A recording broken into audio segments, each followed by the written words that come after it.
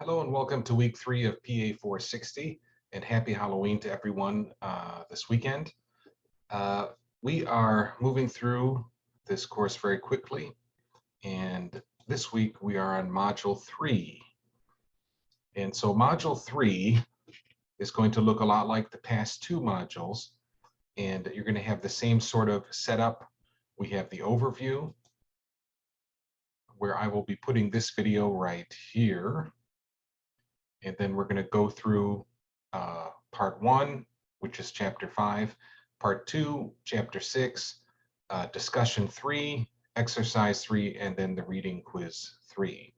Discussion, the same as before.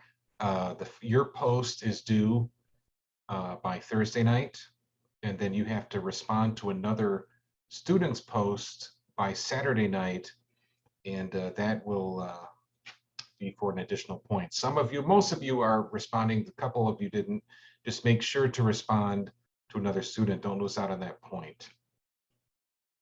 So here is the overview. Go back.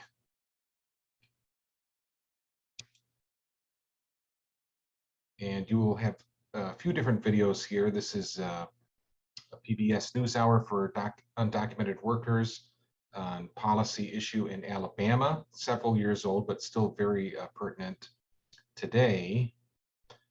And then you will have problem analysis. So it's not just public policy analysis or the process.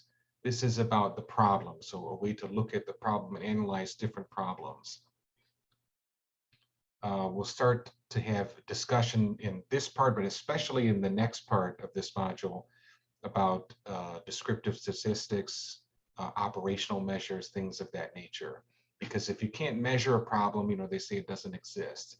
And that's a large chunk of what this course is going to be, is learning to look at a problem, create a policy issue, and be able to measure it to see if it's effective and efficient. So we have components of problem analysis. That's something to know for exams. You'll know the differences between root causes and proximate causes. And then we start into the constructing policy alternatives. And I've repeated here the instruments of public policy from module 2.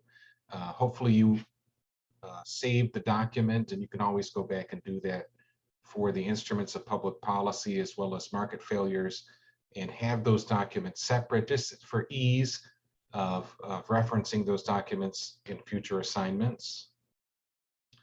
Then you have a Vice News video looking at P3 or public-private partnerships.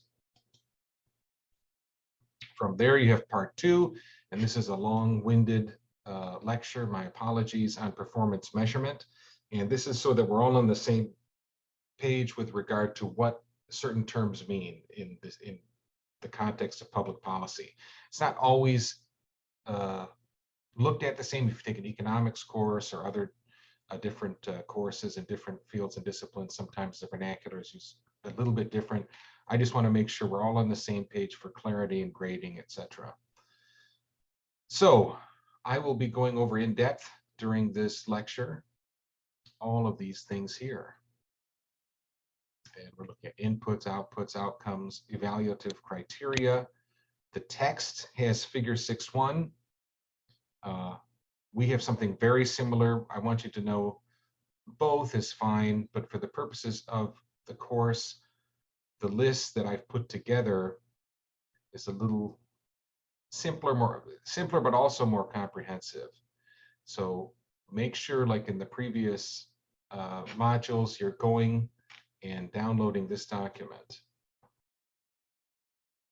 So you'll see it'll come up, and this is just written out exactly how it pertains to this course.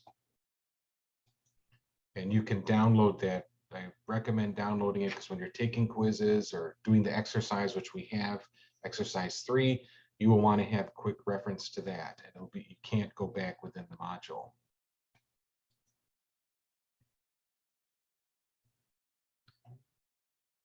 So then we go on, and we have TED Talk. This is a practical way to help the homeless find work and safety. This forms the basis for the second half of the semester when I give examples on a public policy, a problem and a public policy issue. A lot of it was gleaned from this program in Albuquerque, so that's interesting. Once again, post by the Thursday evening. Make sure you're answering all the elements of the question. So what instruments of public policy are utilized in Albuquerque, New Mexico? Use the list, instruments of public policy, that was provided in the previous module as well as this module, and say, okay, which ones do I see being implemented here? And then the second part of the question, how might city officials measure the effectiveness and efficiency of the program? That's to see if you are understanding the difference between effective and efficiency. So make sure you're watching the performance measurement lecture as well as reading the text so that you know the differences between those two things. And that's going to be the basis for a good answer is going to answer all of those correctly. We have the performance measurement. And this is an exercise that produces scenarios. You match the term that makes the most sense for that scenario. And then, of course, you have your reading quiz on chapters 5 and 6. Make sure you're reading the chapters before going through the material in the module and before, especially before taking the chapter quizzes. So that is all we have for you for this week, week 3, module 3. And next week we get into preparing for the first exam. And again, hope all of you are having a great Halloween and look forward to grading your discussions for this last week and then for the upcoming week.